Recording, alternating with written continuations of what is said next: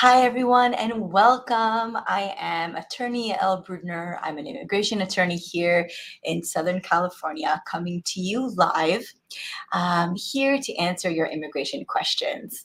I am live today, as every Thursday at 5:30 Pacific, on Facebook and on YouTube.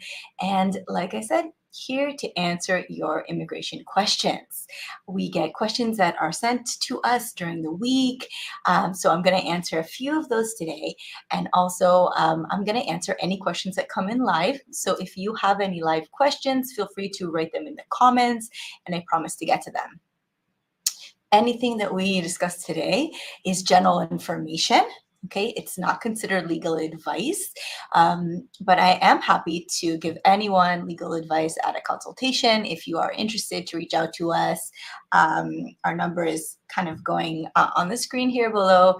So if you are interested to talk to us at a consultation, feel free to reach out anytime. And that's it. If you are watching the recording of this, feel free to write your questions, and I promise to get to them even at a later date. And if you are new, welcome. Thank you for being here. Please like us on Facebook and subscribe to our channel on YouTube so that you can get more information about immigration, and you can get reminders of our events and just kind of stay in the loop of everything that's going on. Good morning. Hi. Hello, Kube. Good morning. You're watching us today. Thank you so much. Where are you watching us from, by the way? You say good morning. Here it's evening. Let me know where you're watching from. Perfect. If you are joining now, thank you so much, everyone. Good to see you guys. If you have any questions, feel free to write them on the comments. Okay. Very good. And we're going to jump straight into some interesting questions. We got really nice ones today, and I hope they'll be interesting for you guys. Okay, so this question is, I became a resident last year. When can I apply for citizenship? Great question. So if you are a resident, you have your green card, you definitely will be eligible at some point to apply for naturalization, to become a citizen. The general rule says that 5 years after you become a resident, you can apply for your naturalization to become a citizen. However, if you are married to a U.S. citizen and living with a U.S. citizen for the last 3 years, then you can apply for naturalization after 3 years. Okay, so that's an exception to the 5-year rule. The cool thing is that you don't necessarily have to had received your green card through that marriage. So we've had clients that, for example, received their green card through an employer and then married a U.S. citizen, and then they could apply after the 3 years and not the 5 years because they meet that exception, right? They're married to and living with a U.S. citizen for 3 years. So that is the answer to that. Naturalization is a great option. I do recommend it for anyone that qualifies. So the 3 or 5 years is just one of the requirements. There are more requirements, and I do recommend applying if you are eligible. Okay, hello everyone joining. Let's see. Koba is saying, is it advisable to go to an interview with a military or police uniform? I know you have your interview coming up soon. I remember you shared with us last week. Honestly, for an immigrant visa interview, I would just come not with military or police. I would just come with regular clothes, nice clothes, and not with your uniform. Okay, let's see. Next question. Do I have to be living with my husband to apply for a VAWA green card? Okay, VAWA stands for Violence Against Women's Act, and it is an option to apply for a green card by yourself without a petitioner if you are in a situation, in a relationship with a U.S. citizen or lawful permanent resident where the relationship is not good and you are suffering in this relationship. And the requirements are specific for VAWA. However, it's not a requirement to be living with your spouse to qualify for VAWA. This is a really, really important issue, and I am happy that you're asking this question, or this question was asked, because VAWA cases are one of the cases that I'm very passionate about, and we help many people with VAWA cases. It's important to know that if you're in a situation where you're not in a good relationship with your spouse, and you're not being treated properly, you do not need to stay in that relationship. You do not need to stay living with this person to apply for your green card. There is a law that's called VAWA that allows you to apply for your green card without having to live with your spouse and without needing any help from your spouse. So the answer is no, you do not need to be living with your spouse to apply. Okay, you have to have lived with them at some point for a certain amount of time, any amount of time actually, but you do not need to be living with them in order to apply in the present. Okay. Perfect. Let me jump to the next question. How quickly can I apply for fiance visa? My girlfriend is from Mexico and we met last month. Oh, so exciting. So fiance visa is a visa that is available, and it's for US citizens to petition their foreign-born nationals for the purpose of coming to the United States and getting married to them. Okay, so it's a fiance visa. It's for people that are not married yet. However, there are some requirements to qualify. So in order to qualify for the fiance visa, you have to have met at least one time in person in the last 2 years. So the fact that you guys met in Mexico is really good. You met in person. You have to both be eligible to get married, right? At the legal age, and you're not already married to someone else, right? You're legally allowed to get married, and your relationship needs to be bona fide, right? You have to have an intent to get married. So if you meet those requirements, then you can apply for the fiance visa. And there's actually no time limit to it. So you can apply for it pretty quick if you can show that your relationship is real and bona fide. There's really no time limit for it. Okay, we've filed some fiance petitions where the relationship is pretty new. As long as you guys met in person and you are in a bona fide relationship, there's no limit to it. Okay. Awesome. Thank you so much for everyone joining. It's so nice to see you here, both on Facebook and on YouTube. I'm just checking in between. Let's see. Kobe is asking how long it takes when you file for your children under 18 as an immigrant. How long does it take for the process? So if you are a lawful permanent resident and you're filing for your minor children, it depends. It could take some time if that's a situation. Right now, filing for a petition for a lawful permanent resident to petition for children is actually not current. So it could take a couple of years if that's the question. Okay, if it's a lawful permanent resident petitioning for minor children, right now can take some time. If it is a US citizen petitioning for minor children, it should not take a long time. It's just the processing times can take 12 to 18 months. Okay. Okay, I'm jumping into some of the questions. If you are watching us, please feel free to write your questions. And also, if you're watching us, the recording, then also feel free to ask your questions. I just became a US citizen. Can I petition for my mom and my younger brother? Okay. So I love these questions. We do family-based immigration. We do these kind of petitions all the time. And a lot of time there's some strategy that goes into a decision, who should petition who. So if you're a US citizen, you can definitely petition for your parent. Your parent is considered an immediate relative, meaning there is no wait for you to petition. There's no quota. There's no specific amount of green cards available for that category. So you can definitely petition for your parent, your mom, right away. However, if you want to petition your sibling as well, that can be a longer wait. So US citizens petition siblings can take decades, right? Can take 10 years or more. sometimes even 20 years, depending on what country you're from. So many times it would be quicker for you to petition your mom, and once your mom is a resident, for her to petition your brother. Okay, so this is a great scenario where I would, recommend to have a consultation with an attorney and really just advise, get a good, advice about processing times for your specific case. Okay, great. Okay, Kobe, you're welcome. Let's see. Kenny is asking, can my U.S. citizen wife file for my 15-year-old daughter as a stepdaughter? Okay, so great question. You can file for she can file for her stepdaughter as long as you guys got married before your daughter's 18th birthday, which it sounds like you guys did.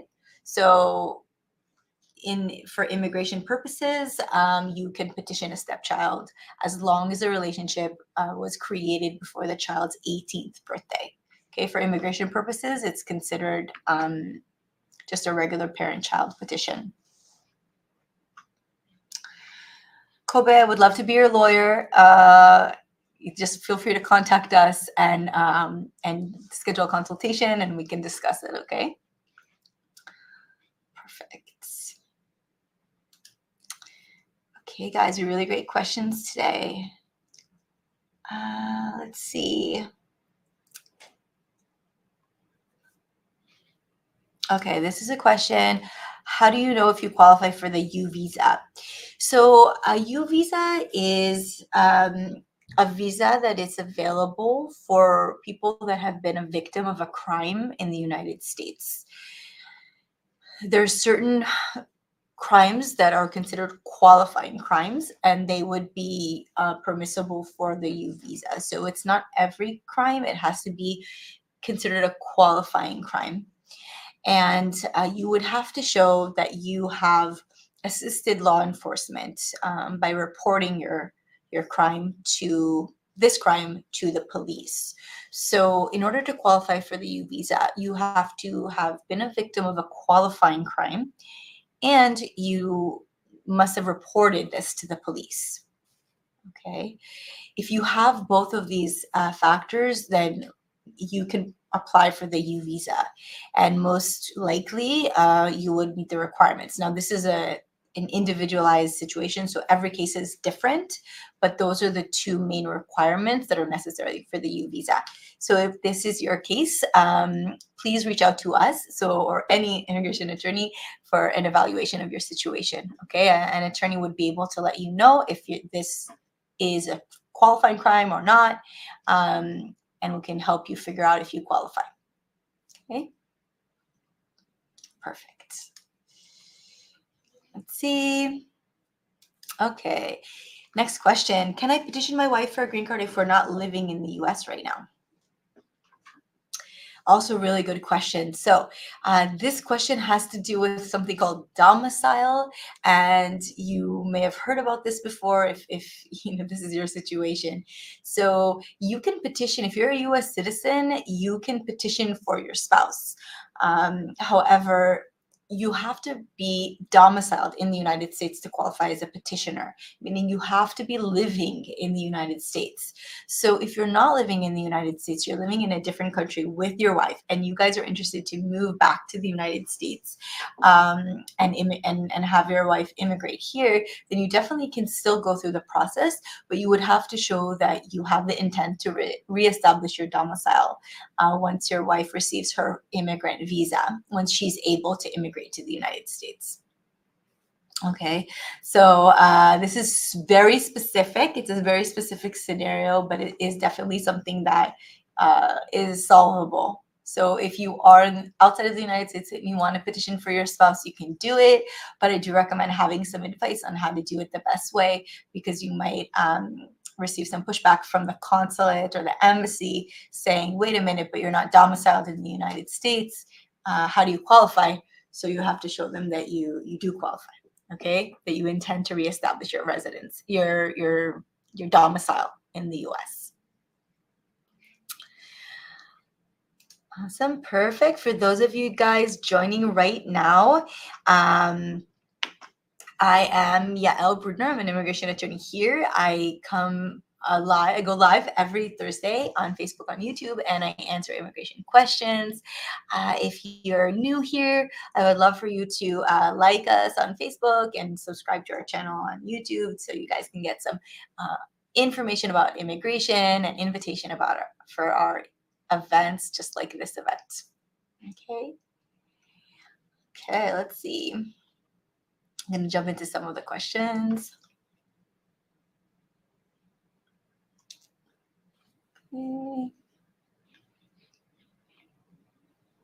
Okay.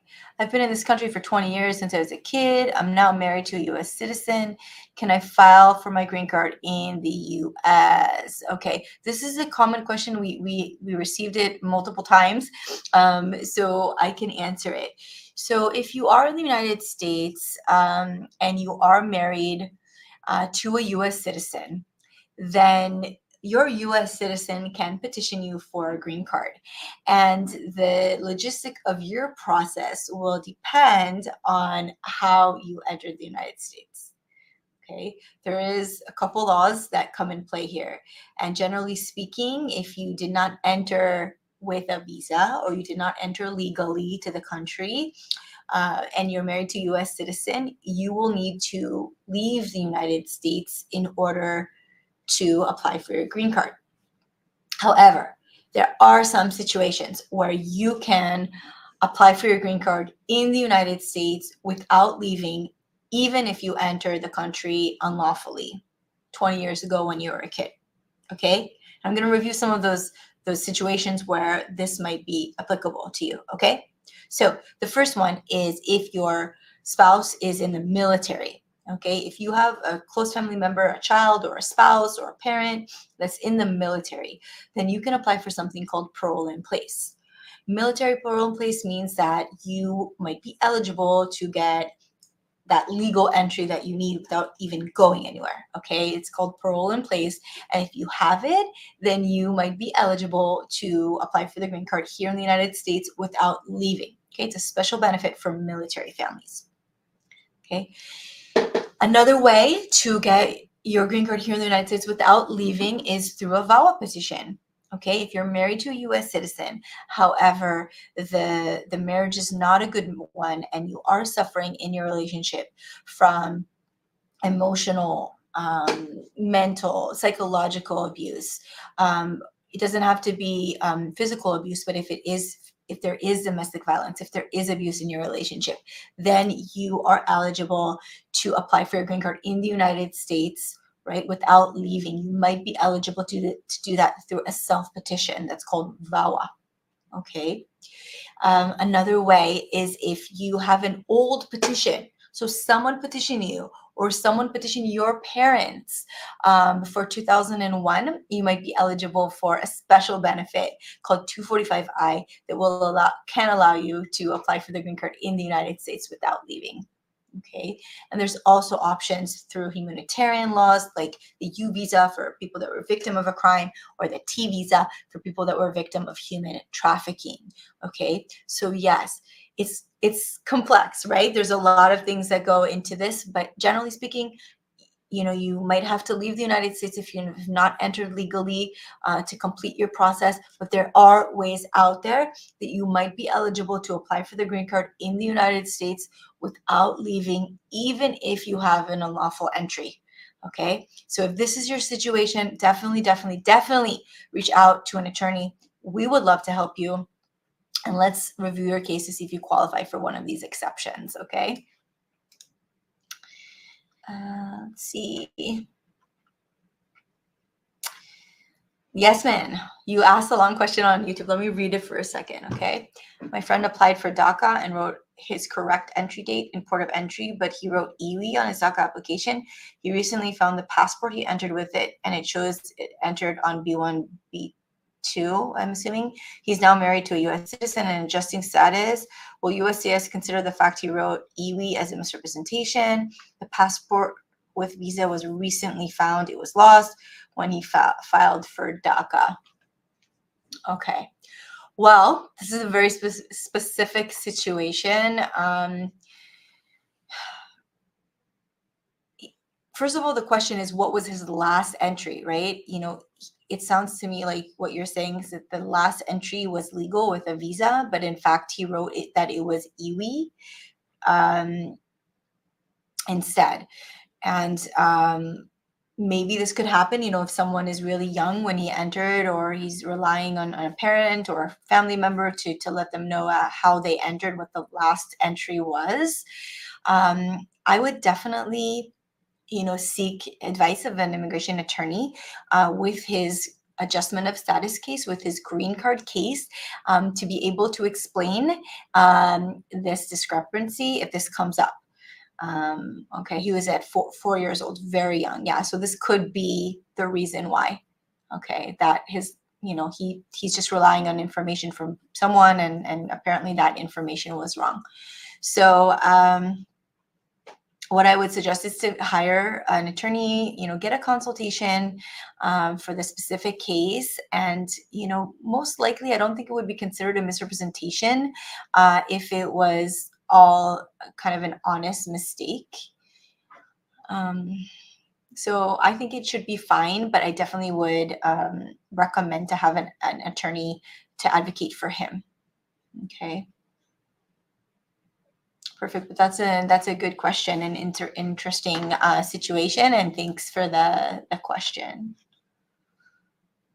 Okay. And if he wants to consult with us, I'm more than happy to talk to him, to look at his documents, to look at the passport, the visa, and all that. And our information is right here. The number is right here on the screen. Okay. There's another question coming in. Let's see. Perfect. Yeah, we do adjustment of status. Have him email us or reach out to us. You can even text us on the number here on the screen. Okay. Kobe, I'm not sure what the question is. The last comment that you mentioned. Okay, perfect. I'm just going to answer a couple more questions, or maybe one or two more questions. So if you have another question, please write them in the comments and I'll try to get to them. There's a question here about parents visiting. Can a parent apply for a green card if they're here as a visitor? It's a good question. Generally speaking, if you're a US citizen and your parents are visiting you, and they came in legally with a visa, then most likely they will be able to apply for their green card here in the United States through a process called adjustment of status. Right now, these cases are pretty quick. Well, quick in immigration world terms, usually about 12 months. If they came in lawfully, they might be able to apply, most likely, for adjustment of status here in the US. Perfect. Let's see. Can I apply for VAWA if I only lived with my wife for less than a year? Yes, you can apply for a VAWA even if you only live with your wife for less than a year, if you meet the requirements for VAWA. So if you have been in a relationship with your wife and your wife is a US citizen or lawful permanent resident, and that relationship was not great, if you suffered from that relationship from emotional, psychological, mental, physical, verbal, sexual, financial abuse. There's different kinds of and forms of abuse that someone can suffer in a relationship. If any of those apply to you, you can apply. You can petition yourself for a green card through VAWA, even if you live with your wife for less than a year. Okay, there's no requirement to live for a specific amount of time with your spouse to qualify for VAWA. Okay, if this is your situation, I would love to talk to you more about it. I'm very passionate about these cases. I believe that not enough people know about this option for self-petitioning through VAWA. Okay. Okay, guys. Oh, let me answer this question last. I want to petition my wife for a green card, but there's 15 years between us. Will it look suspicious? This is a great question. It does come up often in consultations where, there's a couple and there's a big age gap and they're worried, how is it going to look? So I just want to let you know that, there it may cause some questions and, may raise maybe a red flag if there is a big age difference. But age is just one of the factors that immigration officers look at when a couple is in front of them. Okay. Yes, if there is an age difference, then some more questions might rise, but it doesn't mean that your case is not going to be approved and it's not suspicious. There's all kinds of couples from all kinds of backgrounds with all kinds of different ages between them, right? And there's no specific, age difference that is, typical or not typical or acceptable or not acceptable. Okay, so if there is a large gap between you, I would definitely recommend to have a preparation with an attorney before your interview so that you can practice how to answer questions if this does come up. Okay, I would recommend having a lot of evidence of your joint relationship, of your bona fide relationship, real and authentic relationship. Okay, so the burden on you might be a little bit higher and you might get some extra questions, but I don't think it's suspicious. I think you can still win your marriage-based green card even if there's a large age difference. Okay, we do it all the time, so don't worry. Okay, Kobe is asking me to see his last two questions. So I don't know what this means, alien and nationality laws of the US. I don't know what you mean by that. And then let me see if you asked another question. Okay, I see it. Can a person who entered the US as an immigrant and later become a US citizen be deported for federal crime? So you can be deported if you're a resident, if you commit a crime that makes you deportable. If you are a US citizen, then it's a little bit more tricky to get deported. You would have to go through a process called denaturalization, right? But there is something called denaturalization in certain situations. It's pretty rare. Okay, guys. Well, I am going to end my live today. Thank you so much for everyone that jumped on and asked questions. It was so great to see you.